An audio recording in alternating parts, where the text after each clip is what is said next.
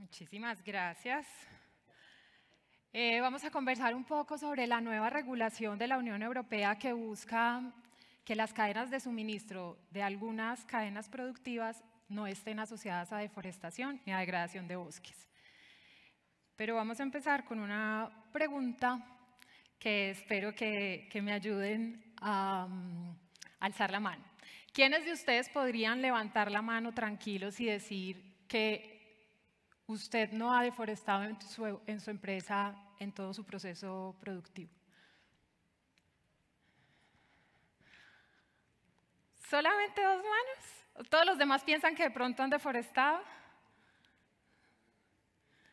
Bueno, yo pensé, y en esta, ¿se atreverían ustedes, los pocos que alzaron la mano, se atreverían a firmar un documento en donde garanticen que ni su empresa ni ninguno de sus proveedores ha deforestado? Yo pensé que en la primera todos iban a levantar la mano y que en esta pocos. Pero bueno, de esto se trata esta regulación.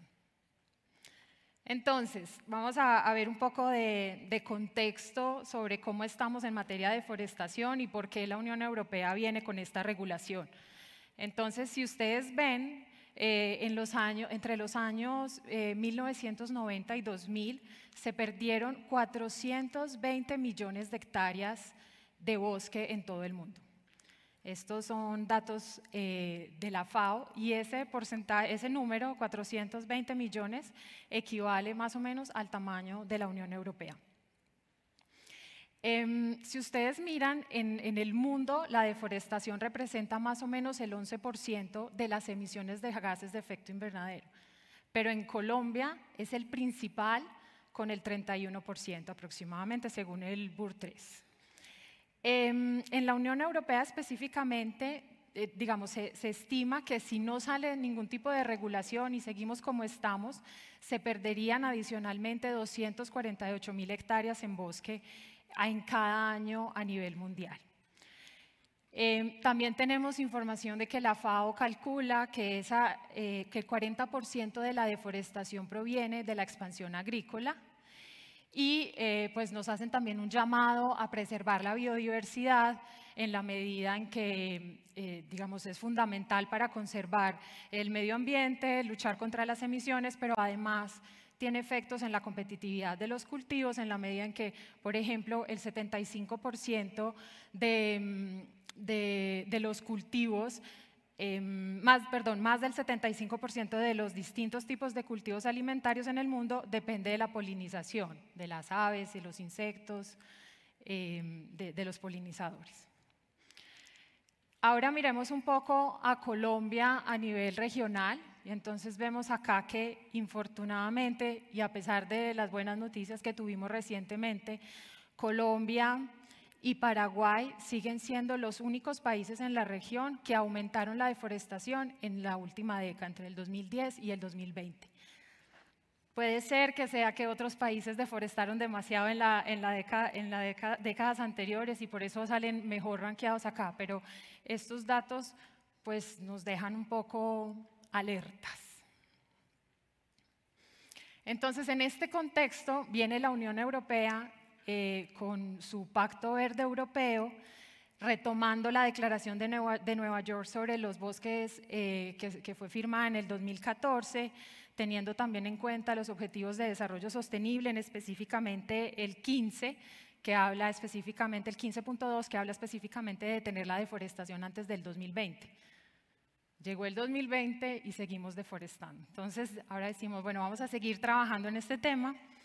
En el 2019 viene la nueva, ya no es nueva, ya está terminando su mandato, el año entrante entra otra vez en elecciones la Unión Europea, pero bueno, en el año 2019, cuando entra esa comisión, sale con su estrategia, de crecimiento, y una de ellas es esta que se llama el Pacto Verde Europeo, que como pueden ver es una estrategia de crecimiento que le apuesta a los negocios verdes, que parte de la base de que a través de los negocios verdes se va a lograr crecimiento Y digamos, para que lo entendamos en el lenguaje de nosotros, esto es como un mega COMPES, ¿no? Es una gran estrategia que le está apostando a esos 5 años de la comisión y del cual se desprenden una serie de estrategias ya más concretas que serían como los COMPES de nosotros, que aquí vemos, por ejemplo, está la estrategia de biodiversidad, la estrategia de la granja a la mesa, que tiene este tema de la disminución de un 50%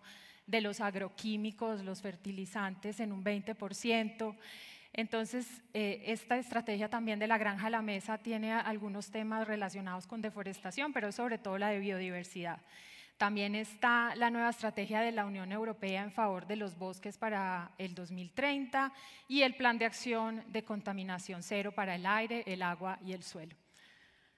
Entonces, este es como el contexto. Ahora, en esta nueva regulación, que es la 1115, que fue expedida en el Diario Oficial de la Unión Europea el 9 de junio de este año, está recién expedida, lo que hace entonces es que prohíbe el ingreso de materias primas que no estén libres de deforestación y no estén amparadas por una declaración de debida diligencia. Entonces, ¿cuáles son las cadenas impactadas? Son 7, que son café, cacao, soya, caucho, soya, madera y carne bovina. ¿Qué han dicho los países en desarrollo que producen estas materias primas? Pues se han pronunciado en contra de la medida, sobre todo porque dicen que puede haber una desviación del comercio, que si ellos no le venden a la Unión Europea se podrá ir seguramente a China, a India o incluso para el consumo local. También hablan de los pequeños agricultores, porque este tipo de regulaciones aumenta mucho los costos de transacción, especialmente para los pequeños productores. Y piden también más tiempo, más cooperación de parte de la Unión Europea, un mayor acompañamiento y no una regulación que se le aplique a todos, sino que sea dependiendo de las condiciones de cada uno de los países afectados. Recientemente, ahorita el 7 de septiembre, enviaron una nueva comunicación firmada por 17 embajadores en Bruselas. Colombia es uno de ellos. Esta regulación no entra en aplicación al mismo tiempo, sino que hacen una diferencia si la empresa europea es grande y mediana, que en ese caso será a partir del 1 de enero del 2025, y cuando es micro y pequeña empresa europea, atención, esto es bajo las regulaciones europeas, entonces ahí serán 24 meses a partir de junio y por eso nos da el 1 de julio del 2025. ¿Por qué se eligieron estas cadenas? Entonces, lo primero que hay que tener en cuenta es que la Unión Europea decide esto porque es en donde ellos creen que más pueden impactar o tener un mayor impacto, porque son unos grandes consumidores de estas materias primas. Entonces, por ejemplo, en aceite de palma ellos representan el 34%, en soya el 32%, en madera el 8.6%, cacao 7%, bueno, ahí pueden leer ustedes los porcentajes. Y como les decía, se enfocan en estas 7 cadenas. Sin embargo, en uno de los artículos dicen, en unos años vamos a volver a revisar esta regulación y ahí vamos a pensar si vamos a hacer un análisis, un estudio pues, de impacto y vamos a analizar si incluimos maíz, biocombustibles y si ponemos algunas obligaciones específicas a las entidades financieras que estén financiando actividades que estén relacionadas con deforestación. Tienen que tener en cuenta que ellos establecen en un anexo, establecen todas las subpartidas arancelarias que están afectadas. Nosotros primero preguntamos si por ejemplo yo produzco jabón y resulta que mi jabón tiene aceite de palma, ¿voy a quedar incluido? Entonces la respuesta es no, porque usted no está dentro de esas subpartidas arancelarias que están en el anexo 1. Ese anexo 1 se puede ir actualizando, pero hay que tener cuidado y hay que ir al anexo 1 y revisar cuáles son las subpartidas que van a tener este control en aduana. Entonces, pues mire, aquí están, pues incluye los bovinos vivos, cueros, carnes, café, prácticamente en todas sus modalidades, el aceite de palma, el caucho natural, pero también algunos neumáticos, correas, guantes. En soya, incluye soya, en cacao está cacao en grano, chocolate, cacao en polvo. En madera incluye no solamente la leña y el carbón vegetal, sino también algunos productos derivados. Bueno, ¿y qué quiere decir una debida diligencia? ¿Qué es eso? ¿Cómo se hace? Entonces, lo primero es que vamos a mirar unos aspectos y luego los elementos. Pero entonces, lo que hace el empresario europeo es pedir información a ustedes. Bueno, cuéntenme cómo es su cadena, si cumple con las leyes, si no, deme información, tiene el título de la propiedad, cumple con las normas laborales, ¿no? Entrégueme toda la información. Una vez recibe toda la información, entonces el empresario tiene que subir la información a un sistema que están desarrollando, todavía no existe, pero será como un software, y ahí incluye toda la información y hace una declaración que ha hecho su debida diligencia en toda su cadena de suministro. Y pues asume la responsabilidad, que era la segunda pregunta que les hacía yo, asume la responsabilidad por lo que pase, digamos, con sus empresarios, con sus trabajadores y en su cadena, pero también de sus proveedores. Y bueno, y tendremos que tener en cuenta que habrá una autoridad competente en cada uno de los países de los Estados miembros que trabajarán en conjunto con la aduana, porque van a hacer pues un trabajo en conjunto. Entonces, como les decía, los elementos, unos requisitos de información, se evalúa el riesgo del que estemos hablando, el riesgo de deforestación, el riesgo de incumplimiento de la legislación. Se establecen unas medidas para mitigar o reducir el riesgo, de manera que quede un riesgo mínimo, porque solo si hay un riesgo mínimo puede entrar a la Unión Europea, y tiene que hacer esta evaluación de riesgo por lo menos una vez al año y guardar todos estos registros durante 5 años, o sea, los documentos. Bueno, ellos también dicen que van a clasificar a los países en 3 categorías, de riesgo alto, bajo o estándar. Y dependiendo del riesgo que tenga el país o la región de la cual procede el producto, van a hacer inspecciones en cierto porcentaje. Entonces, si la materia prima proviene de un país de alto riesgo, van a inspeccionar el 9% de la carga. Si es de riesgo estándar, del 3%, y si es de riesgo bajo, solamente el 1%.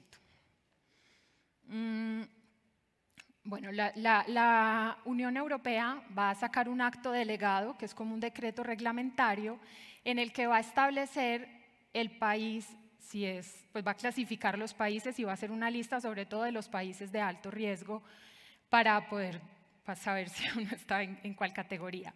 Todavía no han sacado ese acto delegado y pues nuestras autoridades están haciendo todas las gestiones para que Colombia sea tenido en cuenta por lo menos en un estándar medio o bajo. Sin embargo, bueno, ¿y qué se va a tener en cuenta para poder hacer esa clasificación? Aquí vimos el índice de deforestación del país, el índice de expansión de las tierras agrícolas con las materias primas asociadas a esta regulación y las tendencias de producción de las materias primas. Sin embargo, pues vemos acá que la tendencia en Colombia, como veíamos ahorita, pues es una tendencia que no nos deja muy bien parados, de manera que uno pues tendería a pensar que es probable que nos ubiquen como un país de alto riesgo. Y yo sé que todos ustedes me van a decir que aquí la deforestación no está asociada a las materias primas que ustedes compran, y yo les creo y el gobierno nos cree y ellos, pues digamos, se sabe que la mayoría de la deforestación en el país está asociada a esas actividades ilícitas, a cultivos ilícitos, a apropiación ilícita de tierras y no a las materias primas que ustedes compran. Sin embargo, ese discurso es muy difícil de vender en la Unión Europea porque los datos que tienen ellos son estos. Bueno, en el tema de la definición también hay que tener cuidado porque la definición de deforestación y degradación de bosques no es la misma en Colombia que en la Unión Europea. La regulación de la Unión Europea toma la definición de la FAO para deforestación y para bosque. Y aquí pueden ustedes ver la definición que tenemos nosotros del IDEAM. Y ahí se pueden dar cuenta que la de nosotros es un poquito más laxa, porque en la de la Unión Europea es a partir de 0.5 hectáreas y una fracción de cavidad cubierta superior al 10%. Mientras que en la de nosotros tiene que ser al menos 1 hectárea y hablamos de 30%. Entonces, es posible que lo que aquí no sea considerado deforestación, para efectos de la Unión Europea sí lo sea. Bueno, a pesar de que la regulación está enfocada en deforestación, también entran a revisar temas de otro resorte, como son estos. Entonces ellos dicen, usted tiene que verificar 3 cosas: que no haya deforestado, que cumpla con la legislación pertinente local de aquí del país y hacer la debida diligencia. Entonces, cuando vamos a ver cuál es esa legislación pertinente, ellos hacen una lista que incluye cumplimiento de derechos humanos, cumplimiento de las normas laborales, respeto de las comunidades y el consentimiento previo e informado. Bueno, hacen una lista de temas que habrá que, digamos, cerciorarse de que los proveedores las cumplan. Bueno, ¿qué pasa si no cumplimos? O bueno, si no cumplimos, en principio no podríamos exportar, pero si por alguna razón exportamos y el cargamento es retenido en la Unión Europea, entonces ellos pueden multarnos y decomisar el cargamento. Las multas tienen como mínimo, el valor será de mínimo el 4% del volumen de negocios anual total realizado en la Unión Europea por el operador, o sea, por el importador europeo. Entonces, ¿cuál es esa gestión del riesgo que tenemos que hacer nosotros? Es importante que el análisis de riesgo y la gestión se haga estableciendo las fechas, el periodo de fechas del cual usted está haciendo la evaluación. Tenemos que hacer un análisis de si cumplimos o está conforme con la legislación nacional, que era lo que les contaba ahorita. Se deben hacer auditorías, el europeo debe venir y hacer auditorías en toda su cadena de suministro. Y detrás de eso, como les decía, estará la Comisión Europea haciendo vigilancia y reportando junto con la autoridad competente de cada uno de los Estados miembros. Bueno, la geolocalización es un factor muy relevante en esta discusión porque es lo que nos va a permitir saber de dónde viene la materia prima que utilizamos. Entonces ellos dicen que la parcela de terreno tiene que estar debidamente geolocalizada con los puntos de latitud y longitud para poder saber exactamente todo el perímetro donde se tiene el cultivo.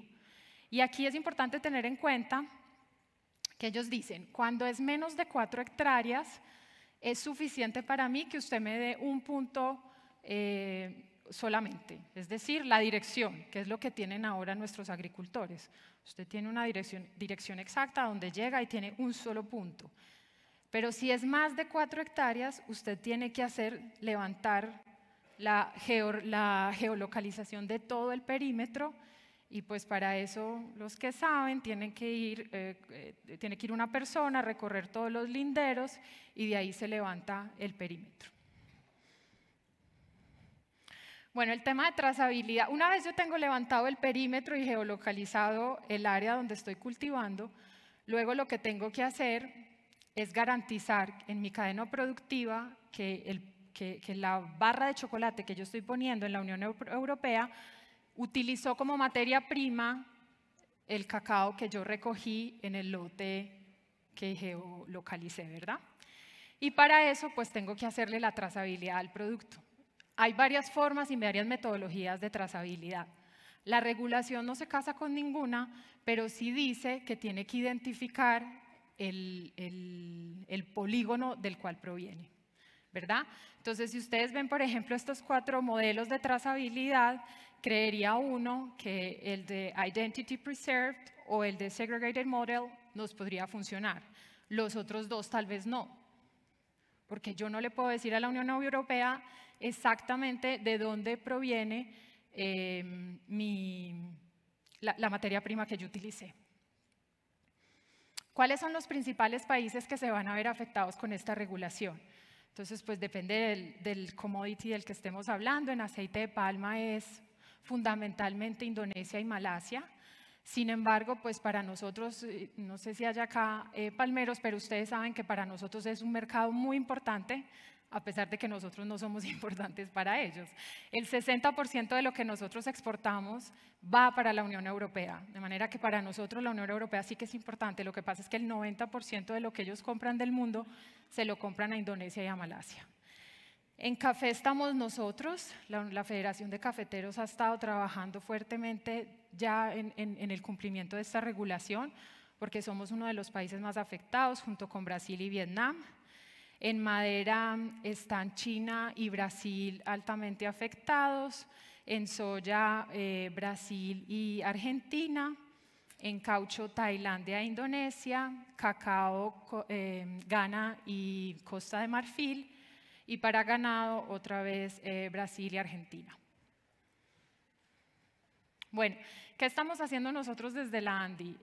Junto con el Comité de Chocolatería y Confitería, hemos estado trabajando con nuestros chocolateros en el cumplimiento de esta regulación, recogiendo las necesidades, hablando con posibles proveedores que nos pueden dar soluciones a esta problemática, sobre todo dividiéndolo en estos tres temas. Primero, capacitación.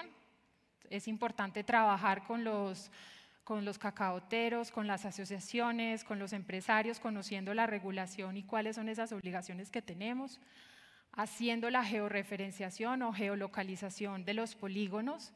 Y una vez usted tiene el polígono, tiene que contrastarlo con imágenes satelitales para hacer el monitoreo de deforestación y pues verificar que este polígono no está asociado a deforestación.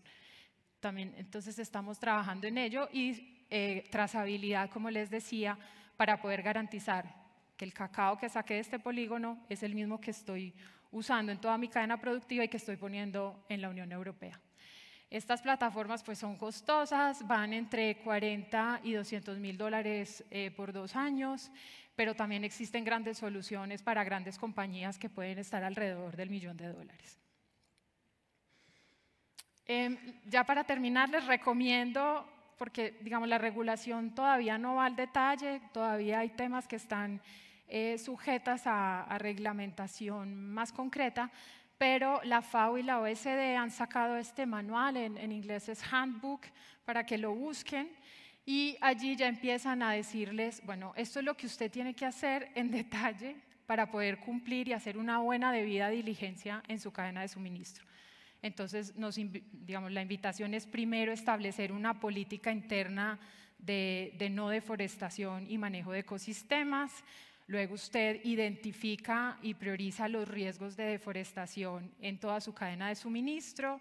Luego diseña e implementa una estrategia para mitigar o responder a ese riesgo de deforestación. Luego verifica que está cumpliendo con la debida diligencia y después se hace un reporte y seguimiento. Entonces, y está explicado pues como en detalle. En ese mismo manual, bueno, porque una de las preguntas es, bueno, ¿y estas debidas diligencias acaban con los sistemas de certificación y ya no necesito certificarme?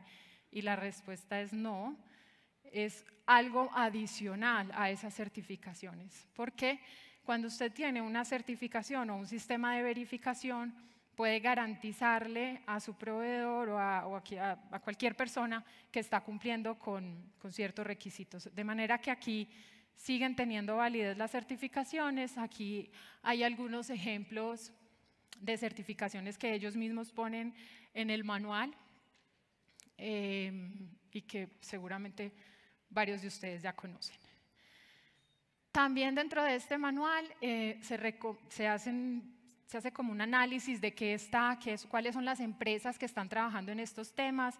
Hay unas bases de datos abiertas que tienen imágenes satelitales completamente gratis, como es el caso de de Copernicus, que es un satélite de la Unión Europea, o de MODIS Mission. Bueno, aquí están varios ejemplos.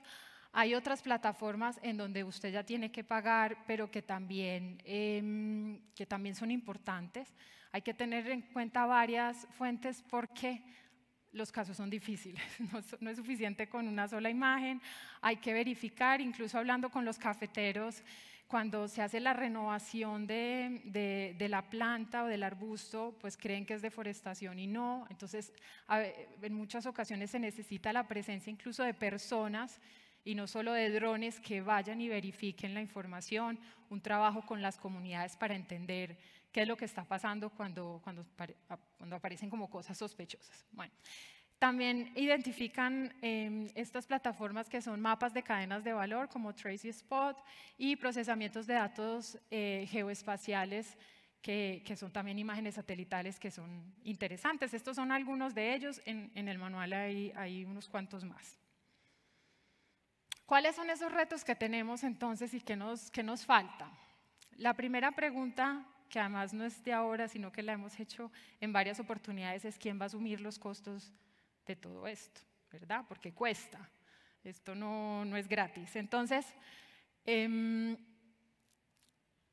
pues ahí está, digamos, la discusión. Está abierta la pregunta y esperemos pues que si el consumidor europeo quiere pagar para tener ciertas garantías, pues sean ellos los que pagan, o si no, el Estado, ya sea la Unión Europea o de Colombia, se unan y logren pues mitigar el efecto de estos costes en la cadena. Es importante buscar economías de escala, sobre todo los monitoreos satelitales son costosos, entonces en la medida en que se unen varios interesados, pues los costos se dividen entre todos y esto puede alivianar un poco la carga. La cooperación internacional juega un papel fundamental. La Unión Europea sabe que esta es una medida complicada y está dispuesta a dar recursos. El proyecto que les contaba yo ahorita es precisamente presentándonos para un proyecto de cooperación de la Unión Europea.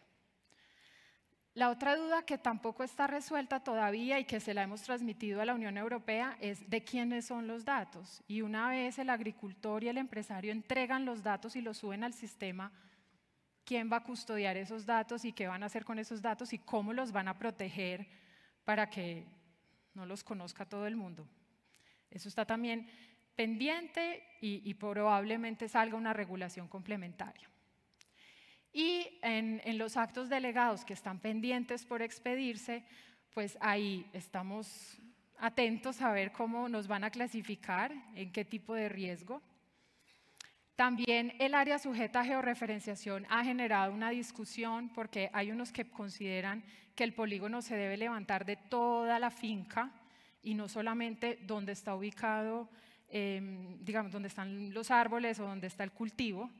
Y eso cambiaría completamente las condiciones, eso complicaría mucho más porque las fincas suelen ser más grandes porque está la casa, la carretera, ¿no? Y solamente una pequeña parte. Y como les decía, digamos, por ejemplo en cacao, el promedio es de 3 hectáreas, entonces si el promedio es de 3 hectáreas, podríamos tener simplemente un punto de referenciación y no tendríamos que levantar el polígono. Pero si nos dicen que es toda la finca, ahí ya muy probablemente nos vamos a subir de las 4 hectáreas. Entonces, eso está también en discusión en Bruselas. Y finalmente, lo otro que hemos hablado con el Ministerio de Agricultura y de Comercio es que, como la norma es tan amplia, no dice bien cuál es la legislación pertinente, y más en un país como el de nosotros que tiene tantas leyes. Entonces, se complica un poco entender cuáles son esas leyes y cuál es esa regulación colombiana que yo tengo que cumplir para entender que cumplo con la legislación pertinente. Entonces ahí también está pendiente, esta es una tarea más del gobierno nacional porque la Unión Europea dice, usted cumpla con su legislación nacional y conmigo está bien. Yo no voy a entrar a revisar la legislación de ninguno de los países exportadores, eso es una decisión suya, usted simplemente garantíceme que cumple con la legislación colombiana. Bueno, y ya para terminar, digamos, nosotros desde la ANDI vemos esto como, sí, un reto, es importante porque no solamente nosotros sabemos que ustedes no deforestan, pero hay que demostrar que no deforestamos. Y en ese proceso de no demostrar, pues se generan unos retos y unos costos que nosotros entendemos. Pero también estamos seguros que es una oportunidad en la medida en que Colombia, por lo menos los productos que nosotros exportamos y las materias primas que se utilizan, en su gran mayoría no provienen de lugares deforestados y podemos cumplir, como no podría cumplir otros países como en Asia-Pacífico o en África, donde sí que se han visto problemas graves en materia de deforestación. Así que la sostenibilidad es y será nuestro mejor activo para todos. Muchas gracias.